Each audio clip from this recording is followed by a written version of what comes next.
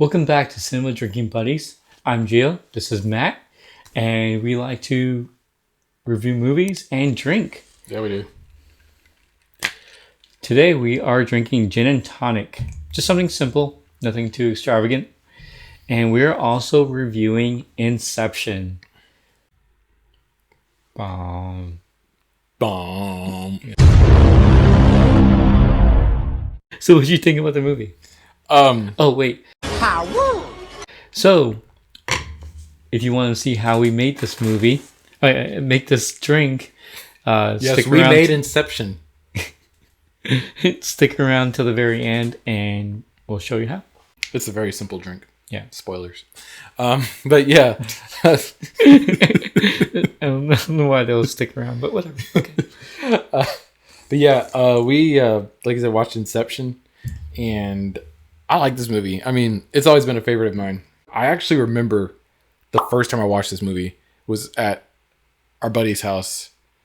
We were all three watching this movie, and I don't know if you had seen it already, but that was my first time ever watching it, and I was like, whoa. Wait, really? Mm-hmm. I remember watching Rambo there. Yeah, we watched that too. But yeah, we watched Inception at his house too. Oh, okay. I was just blown away by it. And I think I immediately went out and like bought the movie the next day. And it's always been one of my favorite movies.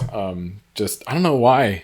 I just really like this movie. It's a favorite of mine. So when you asked me what did I think, I knew before I even watched it this last time what I was gonna think. I love it. It's a favorite. I love the idea of being able to control your dream. And I know that's a real thing, like lucid dreaming or whatever. Yeah. I know that some people are able to pause their dreams and then continue it back when they dream again. So yeah, it's based on real stuff, but just, you know, other people going into the dreams with you. I mean, I just find the whole premise of this movie fascinating. Yeah. So it's, yeah, I love it. It's a favorite of mine. Well, it has Christopher Nolan as directing it. So I always enjoy Christopher Nolan's movies. The only movie that I haven't seen that Christopher Nolan made was Interstellar, which I have to see one of these days. I like that movie which too. Is basically about space, because Christopher Nolan has basically his movies is specific orientated in his movies. Yeah, and they have Michael Caine. Yep, and so and then it also has Leo DiCaprio, and I enjoy his movies all the time, especially like movies that end at a cliffhanger. I always enjoy, which this movie did. Yeah, it did. Shutter Island did. I love that movie too. Yeah. And so just those type of movies that leaves you on just thinking more after the movie, I always enjoy. So that's the two basically reasons why I enjoy this movie so much. Yeah. Like I said, just about the whole premise of being like, I don't know what you even call their profession in that movie. They're like dream thieves or dream... like the dream heist or whatever you want to call it, going in, like basically just, you know, you're just sitting there asleep next to someone, dreaming with them, and you're doing all this stuff to either extract information from them or plant an idea in their head, which is what Inception is.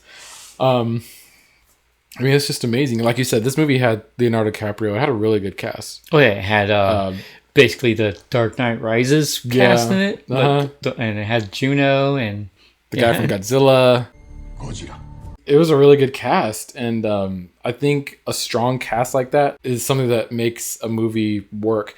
And I like it. I've always liked it when movies cast like big actors for relatively small roles, like Tom Hardy in this movie, because when you cast a not very well-known actor in a small role, you may not remember that character because an actor or a character can have a small role but still be important to the movie. So when you cast a big name actor, a recognizable face, you remember that character and you remember their contribution. So I like the fact, I really like the cast in this movie. It's weird because with the big, large cast, movies have a hard time trying to involve each cast member into the movie. But this movie, everything flowed pretty well. It did. It really did. It's not like, oh, I wish this cast member was in it more. I wish this cast member was in it more. They were there, and they were there in specific points where you'll remember that they were in that movie. Yeah, I mean, Leonardo DiCaprio was definitely the lead. Yeah, of course. But I mean, Ken Watanabe was the lead as well. Yeah, and Joseph Gordon-Levitt even to an extent, and Ellen Page. But like every character had their role. Yeah, like Michael Caine. Like when you saw him, and you only saw him a couple of times in the movie, you didn't see him very much. But when you did see him, you noticed that he was there. Yeah. It was just at these specific points in the movie where you, like, okay, he's the dad. You know that he's the dad. But when he went to go see him, you didn't really... Yeah. Yeah. So... I still haven't figured out... I guess he was Leonardo DiCaprio's character's dad, right? No. He was... He's Maul's dad? Yeah, Maul's dad. I've never been able to figure that out. I thought he was Maul's dad. I mean, he could be. I really don't know. I've never been able... Because I've... Oh, you know what? That's... Whenever I've watched this movie, I've always tried to figure out whose dad he was. Yeah. And I've never been able to figure out whose dad he is. I mean, I'm sure there's, like, context clues to... I guess they didn't really say that, did they? They just said that your grandfather. Yeah. And that's it. So, it's interesting. I always thought it was Maul's dad, but now that you said it might be Leo's dad, I was like, it might be. Maybe he might be. Well, it'll have to be Leo's dad then, because if everybody thinks that he's the one that killed her, I'm pretty sure that her dad wouldn't be like, oh yeah, all friendly with him. Yeah. No, that's a good point. I guess it makes more sense that he would be Leo's dad, but just the interactions that they had with each other in that one scene where they, like, early in the movie, it just seems very distant. Yeah, it didn't seem like a father-son interaction. I mean, I don't know. Maybe that's just how they were, but I don't know. That's always been something that kind of messed with me. And something else that has always messed with me is the way that time works in these dreams. Oh yeah. Did you figure out the math on that one? I kind of did. So, okay. They tell you at the beginning of the movie, or not at the beginning, but when Leo is, like, training Juno to, be in a dream, he says that 5 minutes in the real world is equal to an hour in the dream world. And then there's a scene when they're in what's-his-face's dream, the Scarecrow's dream, 3 levels down in the snow, where Leo says something to the effect of, oh, we have an hour here, which gives Arthur 3 minutes. So now all of a sudden there's 3 minutes to an hour, but he got that really strong sedative from Yusuf. So I think that sedative basically expands the dream time. So because of that sedative is why they have 3 minutes, or Arthur has 3 minutes to their hour as opposed to 5 minutes. Does that make sense? I guess so, because I know at one part they were saying that when they were talking, it was like going to be 2 weeks into the second level, but then it was going to be 10 years in the third level. Yeah, that doesn't make sense to me. Because that's when they were talking with Juno. Ellen Page is who we're talking about, but I'm referring to, like, and I don't know the actor's name who played the son of the, like, business guy in this one. I just know he was Scarecrow in Dark Knight Rises. Yeah, but in Red Eye too, he was in that movie. Oh. Yeah, because, like, when they were all in that same room, Ellen Page or Juno. What was her name in the movie? Ariadne. That's why we don't remember. Oh yeah. So Juno. Yeah. She basically goes, wait, that's 10 years in the dream world for, like, the third level. Who's gonna stick around who's gonna be asleep for that long? Yeah. And so let's figure this out. So if 3 minutes, because of the sedative, if 3 minutes is equal to an hour, that's basically 20 times more. So they were on the flight for 10. And we may or may not keep this in there, but we're just discussing amongst ourselves. Yeah, this is going to be something. All right, so...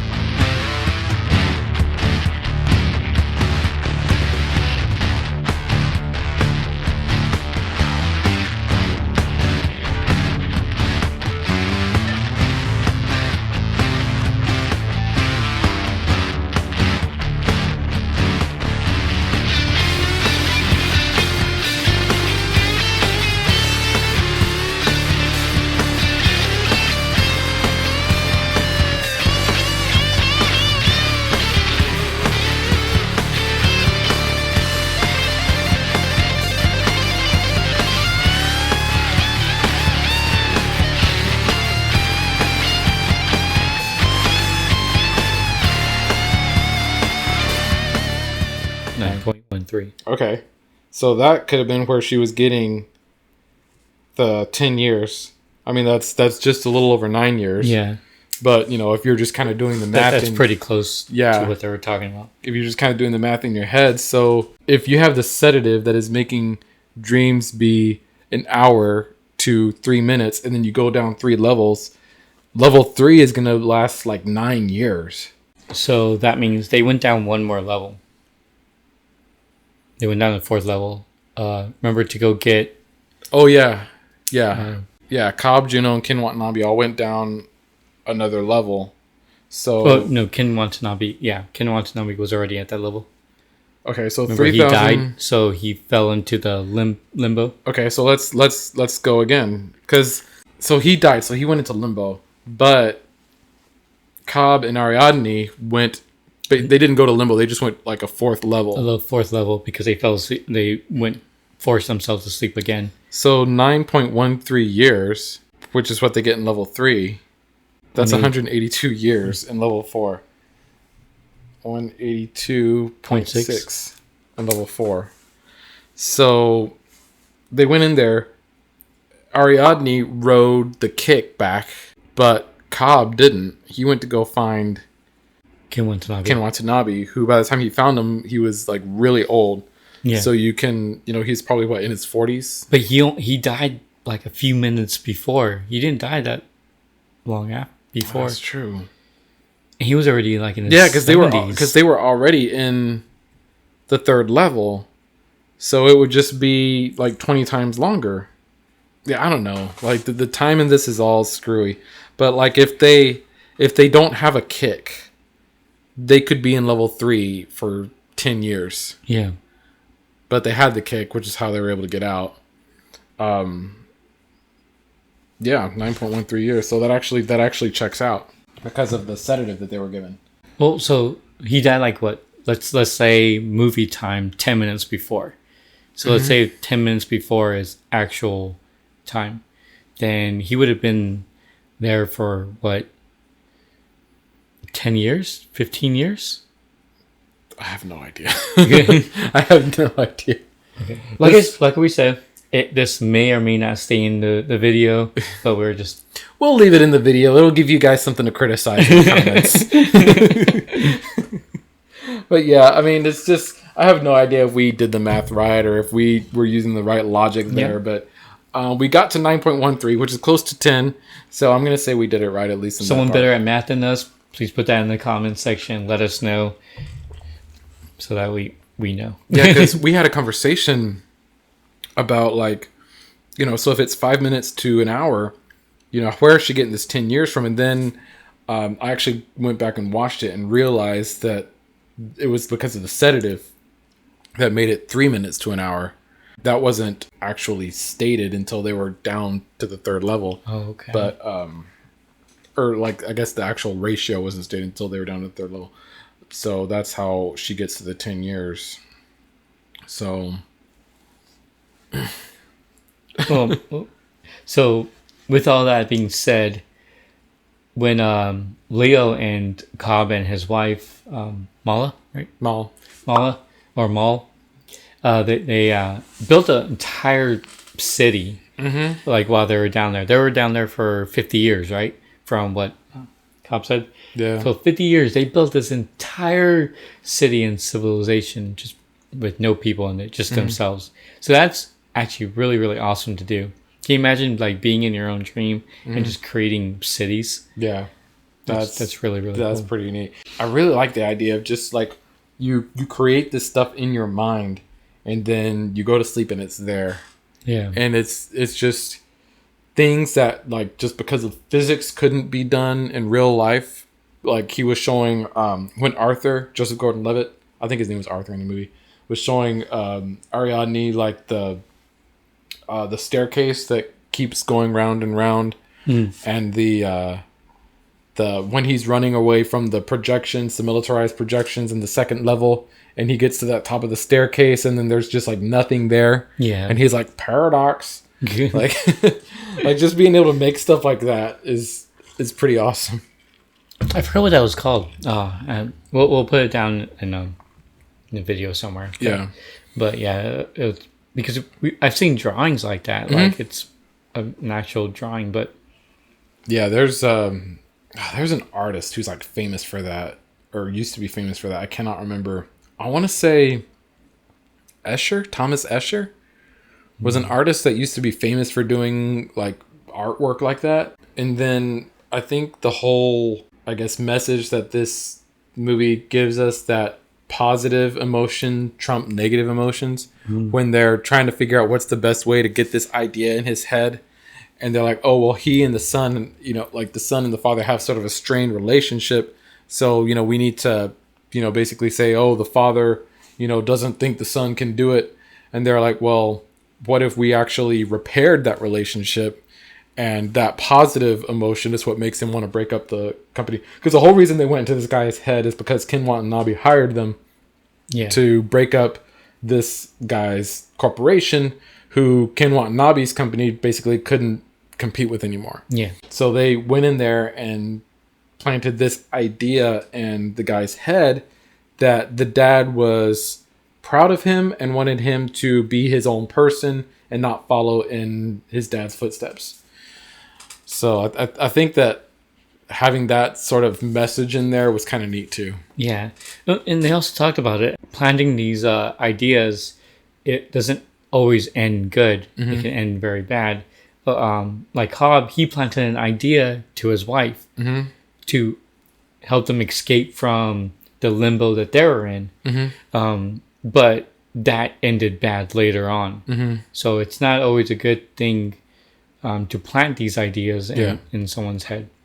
And the way that they try to do it, the reason why they had to go 3 levels is to make sure that the idea that they plant, it will never be traced back, because ideas always get traced back to some point or another.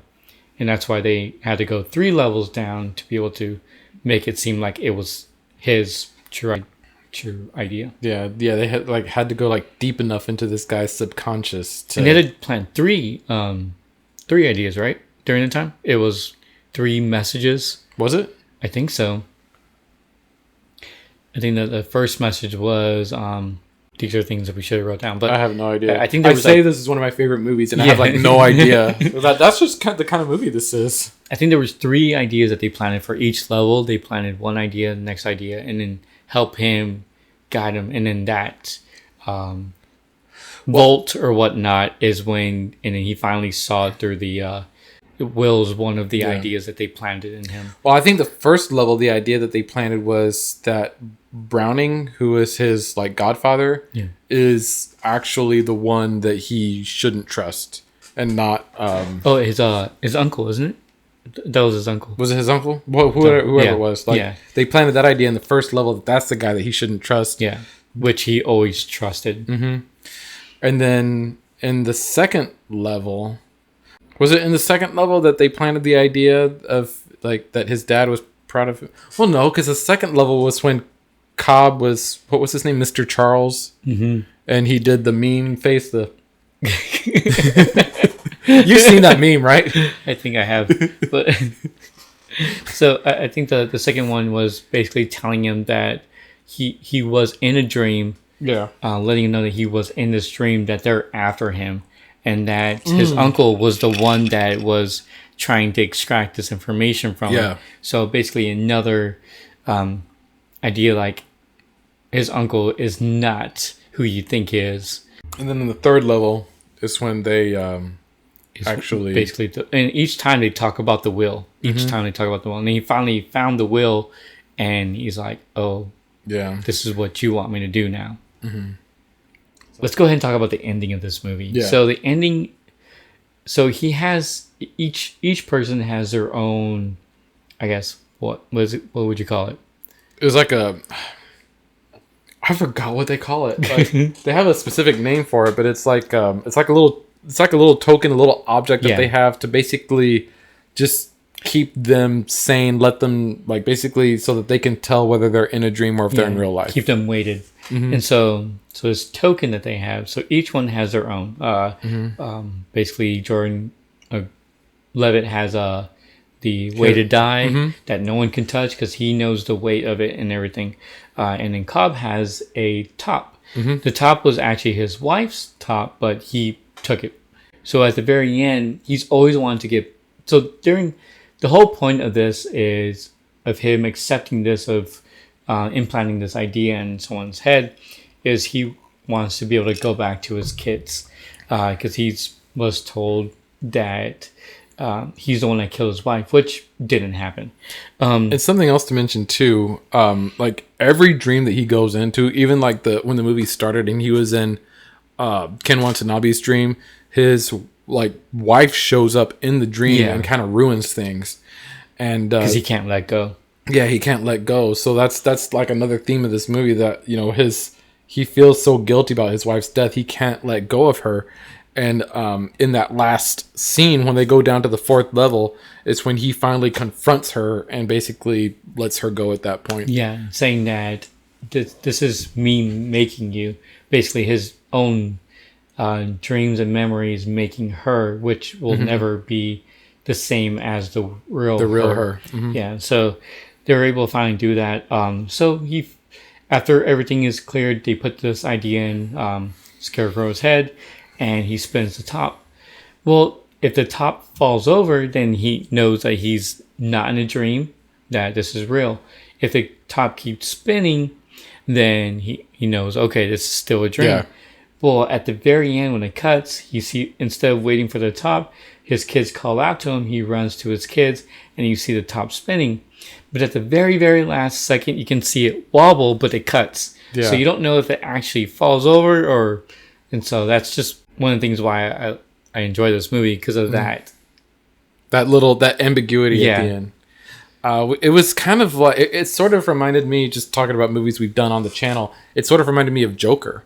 How that way that movie ended, and it's sort of like...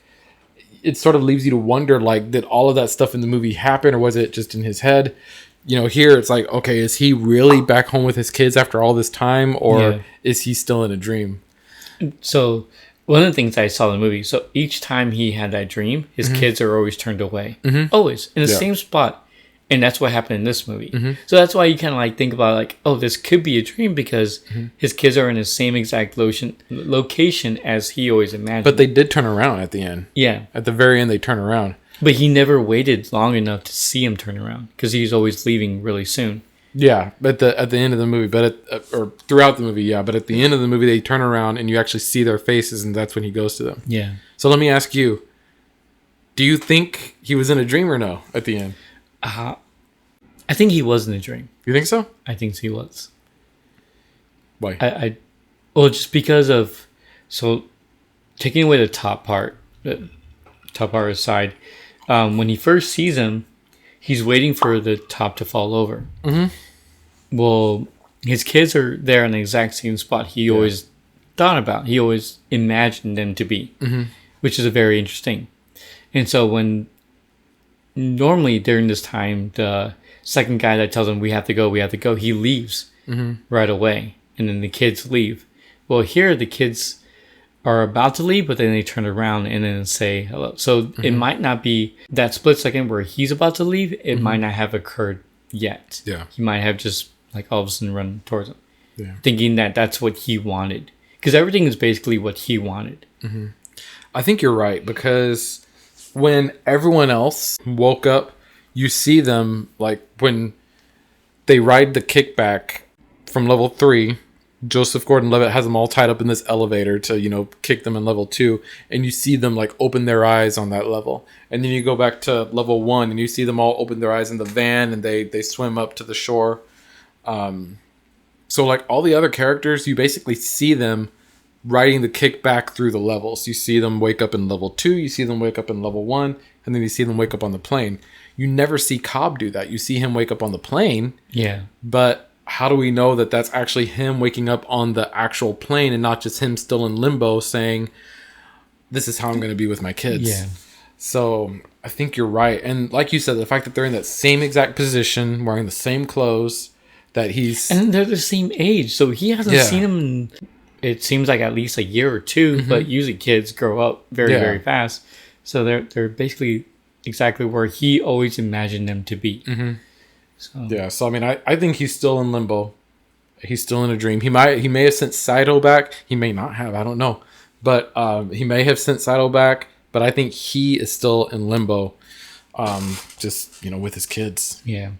So that's in the whole entire movie. He always talks about wanting to be with his kids, Mm-hmm. So of course his mind's gonna create that. Yeah, he found a way to do it in his dream. Yeah.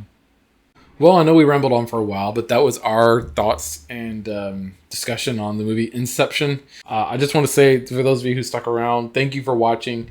Leave a like, subscribe if you haven't already. Leave a comment down below telling us what you think about Inception, and tell us if you think if Cobb actually was in a dream at the end, or if he was actually back in real life and back with his real kids. Until then, thank you for watching. Follow us on Twitter at Buddy Cinema. And don't turn off the video yet, because we are going to show you how to make the very simple gin and tonic.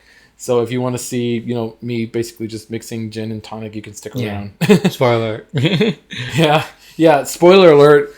This drink has gin and tonic. So anyway, thank you guys for watching. We'll see you next time. Bye. Bye. So in this video, Gio and I drink gin and tonic. So the way you make a gin and tonic is you fill up a shot glass with gin. Technically, you're supposed to use 2 ounces of gin, but we're trying not to get too drunk, so we're just doing a shot. And then you fill the rest of your cup up with tonic water. Throw your little lime on there for a garnish. And you've got your gin and tonic, just like that. Really easy to make.